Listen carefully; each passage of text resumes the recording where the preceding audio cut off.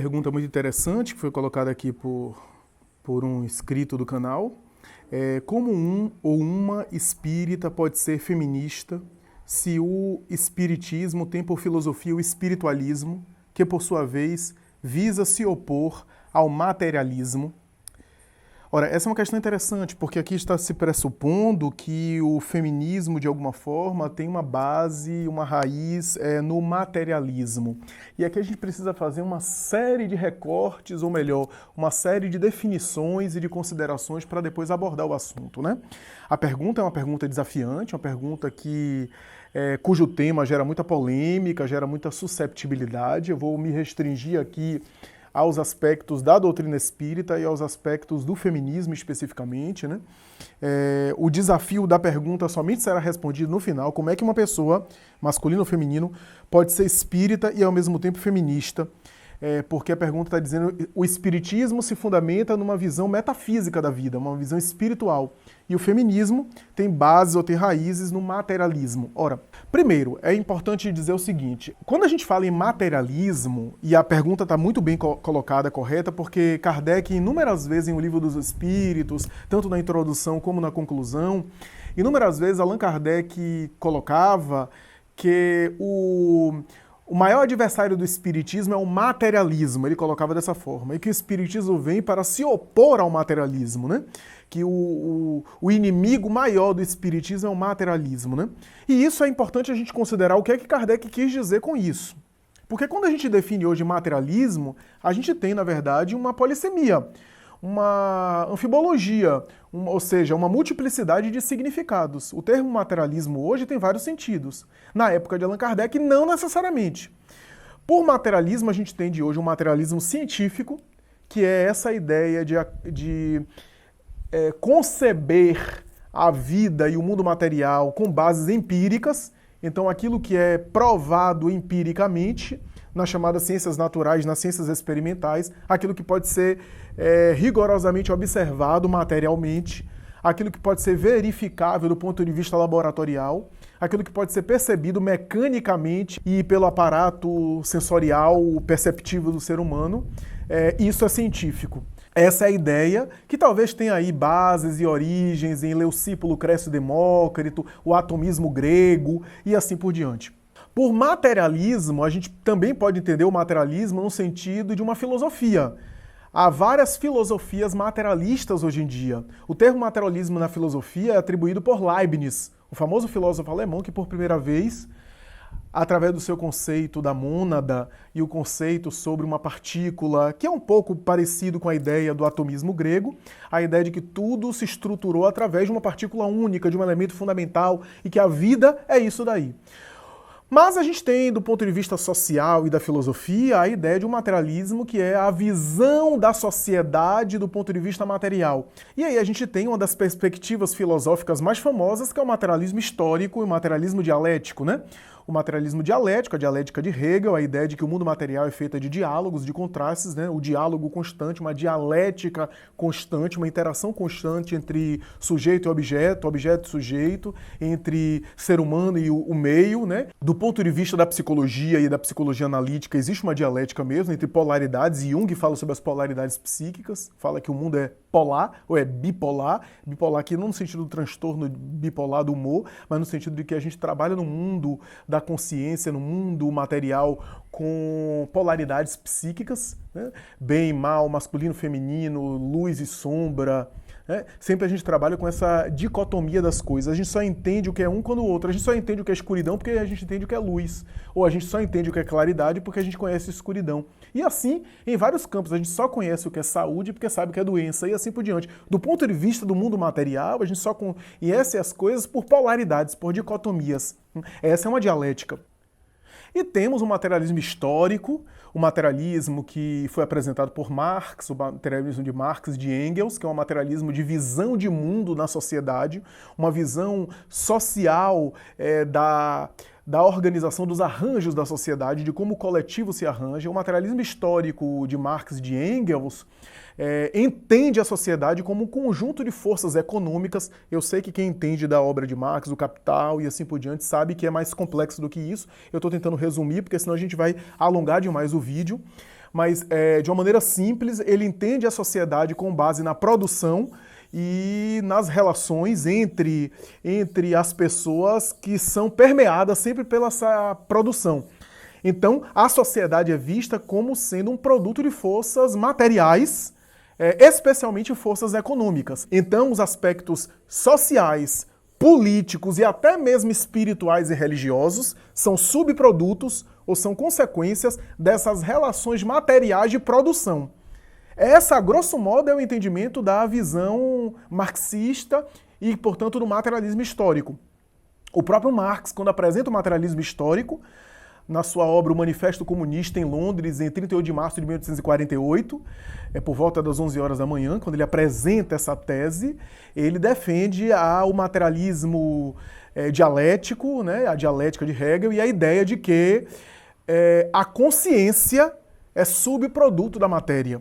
O que é interessante, porque é uma visão de que a consciência é algo além da matéria. Para a filosofia marxista e para a mentalidade marxista e de Engels, a consciência é algo distinto da matéria. Não é só matéria, existe uma consciência que é de uma natureza distinta da matéria, mas é produto da matéria, é subproduto da matéria. O que significa dizer que pensamento, inteligência, psiquismo e, portanto, o psiquismo, a alma, se eu for usar uma linguagem mais ancestral, nada mais do que um subproduto do cérebro, da matéria, do organismo. Essa é a ideia que vigorou, inclusive, no século XIX, dentro das ciências, na época de Allan Kardec, onde alguns pensadores e cientistas chegavam a dizer que a alma é uma espécie de sudorese do cérebro, um suor do cérebro, e chegava a comparar a alma com a urina, por exemplo. A urina é uma segregação, é uma excreção dos rins, né, que secreta pelos rins, né? Ou a bilis, que é segregada pelo fígado. A alma seria uma espécie de bilis ou de urina cerebral. Essa era a ideia. Portanto, uma espécie de excrescência, uma espécie de subproduto do cérebro. Quando o cérebro morre, morre com ele a alma, morre com ele o psiquismo. Toda essa introdução para dizer que na época de Allan Kardec, o termo materialismo, Kardec é contemporâneo de Marx. Quando Kardec estuda as mesas girantes, Marx estava formulando a sua teoria. Possivelmente numa época em que não havia internet, não havia nem luz elétrica, a luz elétrica estava chegando ainda, era luz a gás, etc. Não havia essas comunicações, né, essas intercomunicações. É provável que Kardec não conhecesse, embora haja algumas teorias especulando que determinada personagem que é citada por Kardec em obras póstumas, talvez seria Marx. Isso está no campo da especulação, a gente não consegue provar, e tudo indica que provavelmente não. Provavelmente eles não se conheciam, provavelmente o termo do materialismo histórico que Marx estava elaborando ainda não era conhecido mundialmente. Como não era conhecido mundialmente, o termo evolução, a ideia do evolucionismo de Darwin. Darwin era contemporâneo de Kardec. Tanto é que Kardec não usa o termo evolução na obra. Por quê? Porque o termo não era conhecido, não era ainda utilizado no vocabulário popular e coletivo. Mesmo na comunidade científica acadêmica, as coisas ainda não estavam totalmente aceitas, estavam ainda sendo aí aceitas aos poucos, né? Sendo ainda recebidas essas ideias. Então, Kardec usa o termo progresso, que era o termo que ele tinha à disposição naquele momento. E por que eu estou falando isso? Porque possivelmente esse termo materialismo histórico, materialismo marxista, essas ideias da teoria marxista ainda não estavam sendo, ainda não eram conhecidos pela mentalidade mundial, internacional, menos ainda por Kardec, que estava ali estudando, embora fosse um homem de ciência, estava estudando os fenômenos mediúnicos, os fenômenos espirituais. Então, o que é que eu estou deduzindo com isso? Que por materialismo, Kardec não estava nem se referindo necessariamente ao materialismo científico, nem necessariamente ao materialismo marxista, o materialismo hegeliano, o materialismo histórico apresentado por Marx e que bebeu da teoria de Hegel e foi influenciado por Engels. Kardec não colocou o espírito como inimigo dessas doutrinas filosóficas. O espiritismo não vem combater doutrina filosófica nenhuma. Ele coloca isso em vários outros trechos da obra. Então, o que é que Kardec quis dizer por se opor ao materialismo? Se tornar inimigo do materialismo? O materialismo como estilo de vida. Ou seja, a pessoa que tem um estilo de vida materialista, que vive apenas para a satisfação dos bens materiais, para a acumulação, para a aquisição dos bens materiais e para a satisfação das necessidades materiais. O estilo de vida materialista, o estilo de vida na doutrina religiosa tradicional, o estilo de vida mundano. Ou seja, o maior inimigo do espiritismo é o materialismo, esse estilo de vida materialista. Porque há ateus e há pessoas céticas, inclusive engajadas no materialismo marxista, no materialismo histórico, que são pessoas de bem, pessoas dedicadas a ideais, pessoas dedicadas à humanidade, pessoas dedicadas aí a ideais humanistas. Uma filosofia que compreende a vida ao redor como sendo produto apenas de forças materiais, pode facilitar, favorecer, Kardec diz isso em determinados momentos da sua obra, né, ideias materiais, de conceitos materiais, talvez ele estivesse se referindo ao materialismo científico, esse sim antigo, a ideia de que o mundo é feito apenas de matéria, né, que a vida é apenas produto material, de fato. Uma ideia que concebe isso, geralmente impulsiona as pessoas a uma vida, a um estilo de vida materialista, sim. Kardec discute isso. Eu não estou dizendo que todo ateu é uma pessoa egoísta, uma pessoa egóica, uma pessoa que só pensa em si, mas que a ideia de que morreu, acabou, que a gente só tem esse corpo, que a gente só tem essa vida, que a vida é uma só, essa ideia, esse conceito, favorece o raciocínio de que se morreu, acabou, se existe só uma vida, se o que eu tenho sou eu mesmo e as minhas satisfações, eu vou gozar, eu vou procurar os meus prazeres, as minhas necessidades mais imediatas, vou me locupletar apenas, e por que eu vou perder meu tempo pensando com o meu próximo? Se depois morreu, acabou, não tem mais nada. Para que eu vou me privar de alguma coisa, eu vou sofrer alguma coisa para favorecer alguém, se depois acabou e não tem nada mesmo, não tem sentido nenhum depois da vida? Para que me preocupar com o próximo? Então, esse raciocínio tende a levar as pessoas a um estilo de vida realmente materialista, egoísta, e Kardec chega a discutir no Livro dos Espíritos que se todo mundo abraçasse essa ideia de maneira convicta, a sociedade seria um caos. Não haveria, inclusive, civilização. Se todo mundo abraçasse isso de maneira assim, enraizado isso, de maneira assim, contundente isso, porque no fundo, há uma intuição de que não é bem por aí. Né? Porque ninguém ia se preocupar nem com os outros. Kardec chega a dizer que essas ideias seriam um risco para a sociedade, para a segurança, para o próprio bem-estar de todo mundo. Essas ideias são prejudiciais para todo mundo, para o coletivo. O coletivo tende a perder. Aí você vai dizer, mas quantos religiosos que têm condutas materialistas? Concordo, mas a culpa não é da religião. A responsabilidade não é da religião. A religião que ensina, às vezes, ensinos de fraternidade, de amor ao próximo, de melhoramento pessoal, de caridade, de elevação da alma a Deus, fazem religiosos profundamente déspotas, autoritários, mas o problema não é do ensino religioso, é das criaturas humanas, as criaturas humanas que distorcem as coisas mais santas e mais belas, que conspurcam os ideais mais nobres.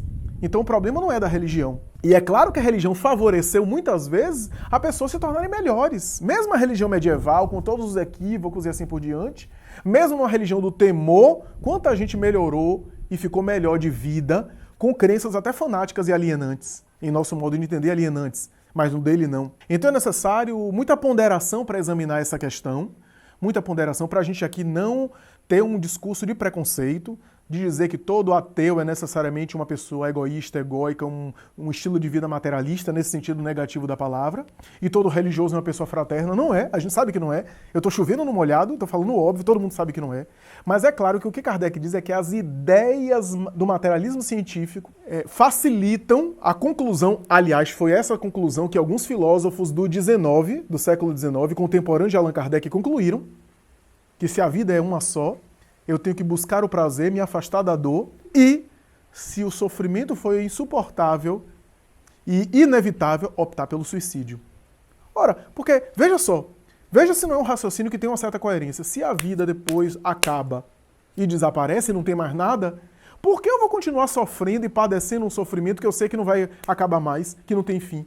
Por que não abreviar isso pelo suicídio e acabar? Então, existe uma lógica no materialismo, é uma tragédia isso. Mas existe uma lógica. Por que não aliviar essa dor pelo suicídio? Porque depois não tem nada mesmo. Olha o que conduz às ideias materialistas.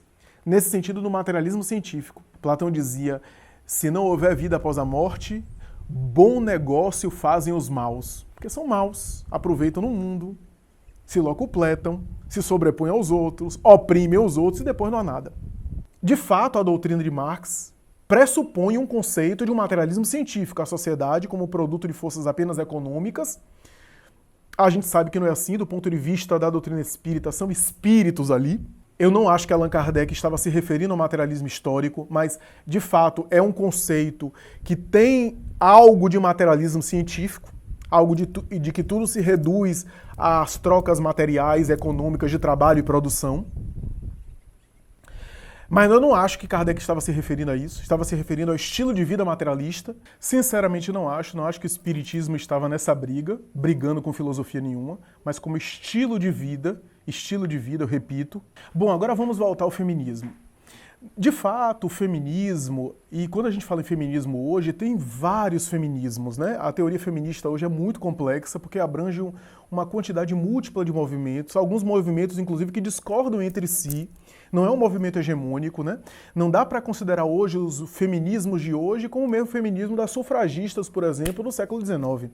Então é muito complicado porque hoje há correntes feministas, algumas de fundamentação teórica variada, que beberam em fontes variadas, feminismos que têm um viés mais existencialista, um viés mais nihilista, um viés mais idealista, e é muito complexo, é difícil para a gente dominar. Eu não sou especialista na área, então não domino tudo, mas de fato, boa parte dos movimentos feministas nasceram de alguma influência do materialismo histórico. Sem dúvida nenhuma.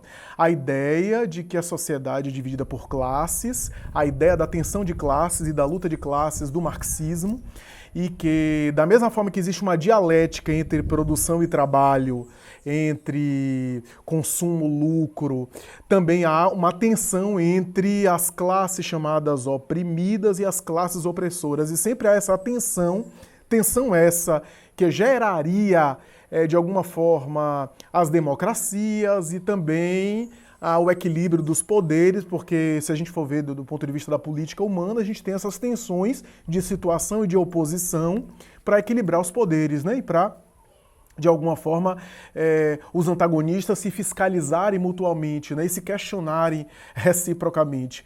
Mas do ponto de vista dessa teoria, a teoria marxista, a ideia de que a sociedade é dividida nessa dialética entre, por exemplo, opressor e oprimido, né? Classe burguesa ou classe dominante, a classe que detém os meios de produção e o proletariado, a classe mais oprimida, de alguma forma, boa parte dos teóricos e das teóricas do feminismo beberam nessa ideia para estabelecer também a ideia do feminismo como sendo parte dessa luta de classes, dessa tensão, onde, de alguma forma, essa dialética se estabelece também entre os gêneros, entre os sexos. De um lado, o masculino que oprime e, de um lado, o feminismo que é oprimido. Sem entrar no mérito da questão, não dá para negar que as mulheres são vítimas de opressão, sem dúvida nenhuma, existe uma opressão. Não dá para dizer que a sociedade é totalmente igual.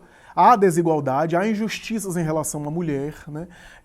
Em boa parte da cultura nossa, ainda há uma desvalorização do feminino.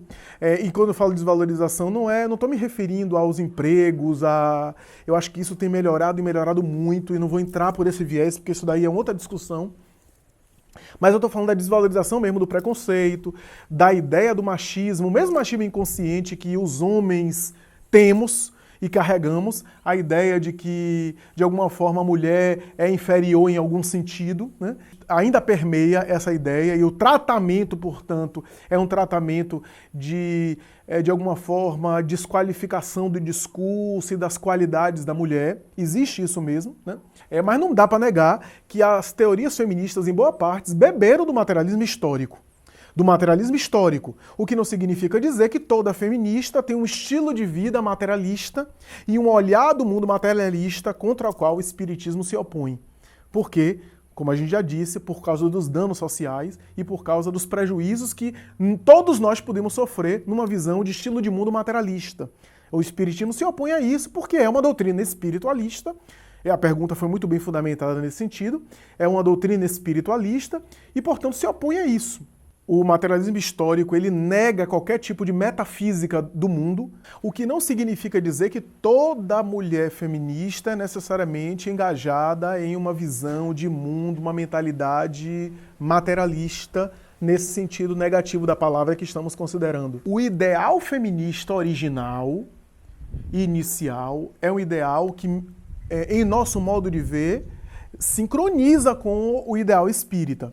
O ideal feminista de igualdade, a ideia das injustiças contra a mulher, a ideia da violência, a ideia da exploração da mulher, seja exploração histórica como objeto sexual, seja exploração do ponto de vista doméstico, do ponto de vista material, do ponto de vista da desqualificação intelectual da mulher, isso existe. E a reivindicação do ideal feminista é válido nesse sentido. A ideia de que há uma injustiça, é necessário compensar essas injustiças e que o mundo deveria ser igual para ambos os sexos, para ambos os gêneros. O ideal de igualdade, eu acho que ninguém em sã consciência, em lucidez, em sadio raciocínio, vai desconsiderar isso, vai achar que isso é um absurdo, vai desqualificar essa proposta, esse ideal, porque está na base do próprio ideal espírita. Lei de igualdade, existe um tópico chamado igualdade entre os sexos, igualdade entre o homem e a mulher, onde Kardec, inclusive, aborda uma questão que, na época, era uma questão bastante problemática. E os espíritos dizem que há uma igualdade, sim, afinal, homens e mulheres só o são quando estão encarnados, porque o espírito em si não tem sexo, pode reencarnar tanto no corpo feminino como no corpo masculino. Então não tem diferença nesse sentido. E que a emancipação da mulher, dizem os espíritos em uma nota, a emancipação da mulher é um dos sinais do progresso. E, portanto, o progresso da mentalidade, da consciência, o progresso espiritual. Então, a princípio, esse ideal feminista está de acordo. E a gente vê muitas companheiras, amigas, eu tenho muitas amigas, que são espíritas, são do movimento espíritas e se identificam com as ideias feministas e conseguem fazer esse diálogo, essa interseção, essa conexão entre o ideal feminista de igualdade para marcar e para colaborar com uma sociedade mais justa e mais igual, mais feliz. Então, na verdade, é uma reivindicação social, mas que se coaduna e que faz diálogos aí com a moral espírita.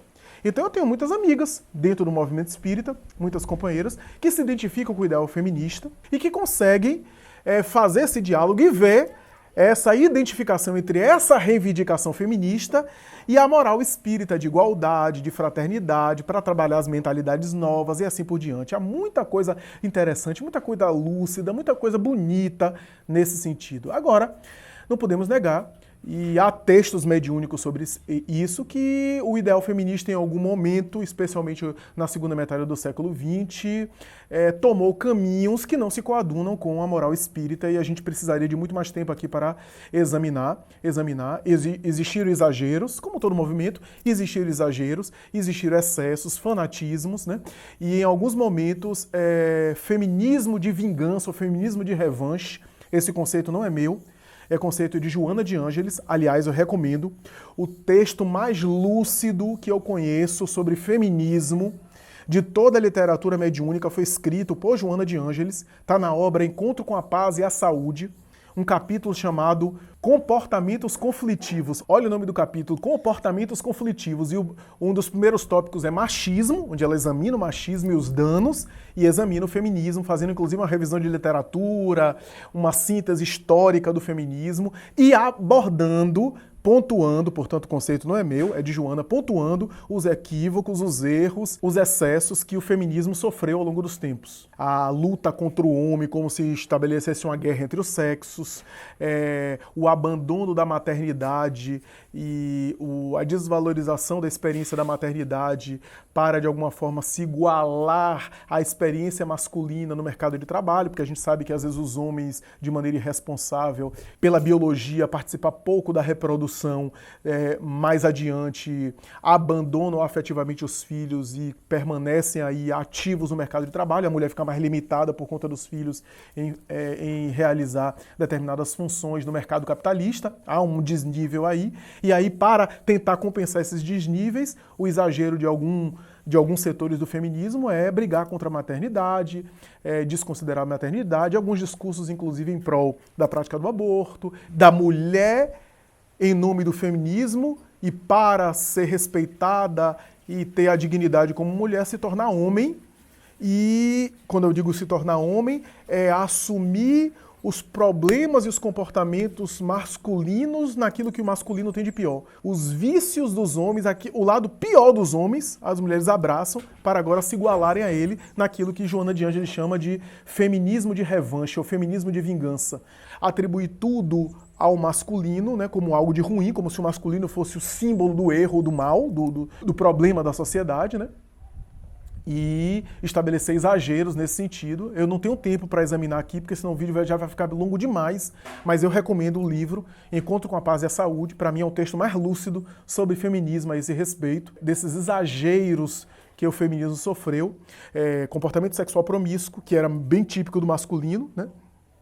Esse sexo fortuito e desorganizado, com as suas sequelas emocionais, físicas e de saúde também. O aborto, a briga com o masculino, no sentido, né, do enfrentamento mesmo. Sobretudo o abandono da maternidade, né? Ou a desvalorização da maternidade, ou descrédito em relação à maternidade, né? É claro que esses ideais e esses conceitos, por mais respeitáveis que sejam, não se coadunam, não tem nenhum tipo de relação, não tem nenhum tipo de sincronia e até está em oposição, em dissonância com a moral e a ética espírita. O que o feminismo tem, né, e a gente pode até dizer que Jesus, nesse sentido, foi feminista, né? Eu tenho muito cuidado de falar isso, eu falava isso muito no passado, eu comentei isso com uma amiga, eu já não falo mais. No passado eu falava que Jesus foi o maior dos feministas, né? Eu não falo mais por conta de que o conceito feminismo hoje está impregnado de uma série de definições e de sentidos, e é problemático eu falar isso, porque hoje eu falar isso é complicado, porque feminismo hoje não tem uma definição só, tem várias correntes, inclusive correntes que brigam entre si. Mas do ponto de vista desse ideal, da essência do feminismo, Jesus realmente, né, foi a personagem que amparou a mulher, que colocou a mulher em pé de igualdade, né, que deu dignidade à mulher, né, que ia em defesa da mulher nesse sentido. Então sim, uma pessoa pode ser espírita e ao mesmo tempo pode ser feminista, nesse sentido aí profundo e essencial da palavra, com a compreensão de que o ideário feminista surgiu do materialismo histórico que Kardec e o espiritismo não briga com a filosofia marxista. Não é o propósito do espiritismo brigar com filosofia nenhuma, embora o espiritismo não concorde com, não tenha as mesmas identificações, não tenham princípios semelhantes com o materialismo histórico. Existem diferenças de entendimento de homem, de entendimento do ser humano, de entendimento de mundo, do espiritismo e do materialismo histórico. Compreender que, embora espírita e feminista, compreender que, apesar de ter nascido dessas raízes filosóficas, eu posso não ter um estilo de vida materialista. Isso é, um comportamento, uma vida comportamental, uma vida psicológica materialista, que é essa a ideia, uma vida moral materialista, que é isso que é o inimigo do espiritismo. E é a isso que o espiritismo se opõe. Mas se a pessoa é feminista, verdadeiramente feminista, e é verdadeiramente espírita, se é verdadeiramente espírita, já está aceitando os postulados espirituais e os postulados morais da ética moral que se encontra no Evangelho de Jesus. Então já não é alguém que está identificada com o estilo de vida materialista, embora abrace o ideal de igualdade, de fraternidade que o feminismo tem na sua essência inicial e original.